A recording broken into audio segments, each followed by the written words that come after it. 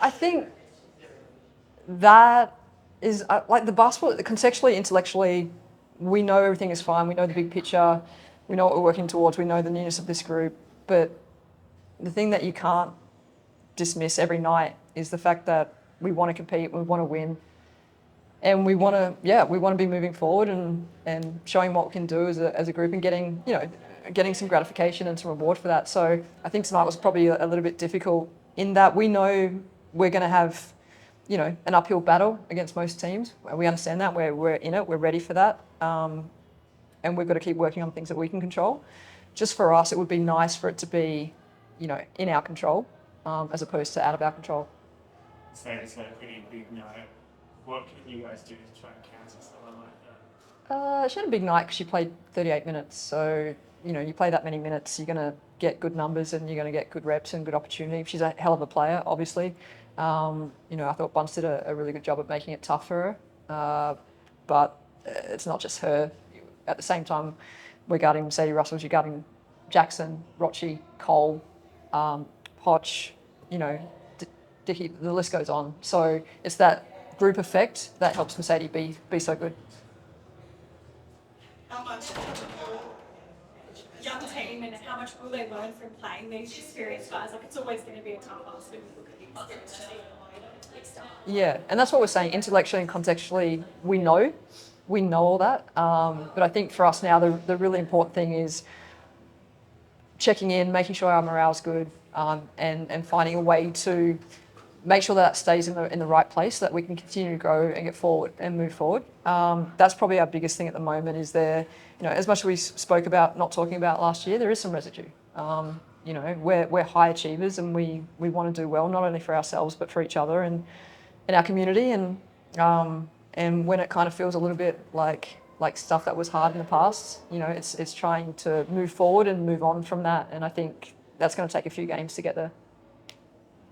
Waiting between games now, what does that next week look like?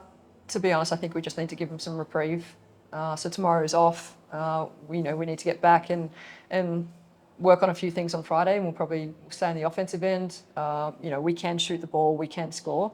That's something we can control, and we're taking shots that are wide open. We're just got to knock them down. So we'll get back on the offensive end this Friday. We've done a fair bit on the defense in the last couple of weeks, and they just need a reprieve. They'll get the weekend off, and then we head into a Sydney Townsville trip. So I think the next 3-4 days will be, ideal just to have a little bit of downtime for them. With a few games on the road now, you're on the road, not back into a few weeks. How do you approach that stretch? Together. We use the opportunity to be sometimes, and people say this, in sport all the time, sometimes it's good to be on the road because you just have to find a way to lean on each other and relinquish, all the kind of hurdles that sit here while you're at home. And the other thing too is, we love our fan base, we love our supporters and our sponsors, and there's a part of feeling like we let them down as well.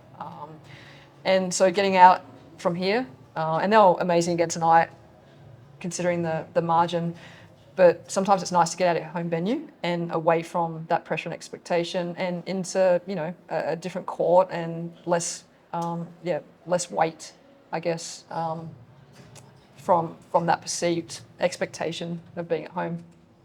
Alex, do you feel these next few weeks will be a chance to really bring the team together and achieve some of these goals?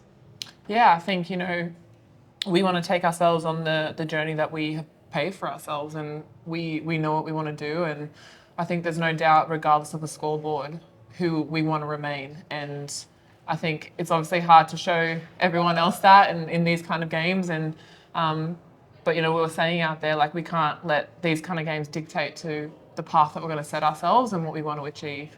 And regardless if we're young, regardless of what we've been marked as underdogs, we're here to fight and we're here to do our job, and we have our goal within ourselves. And scores like that can't define us. And I'm excited. This is just the start of the season, and it's a long season to go. So we'll be right.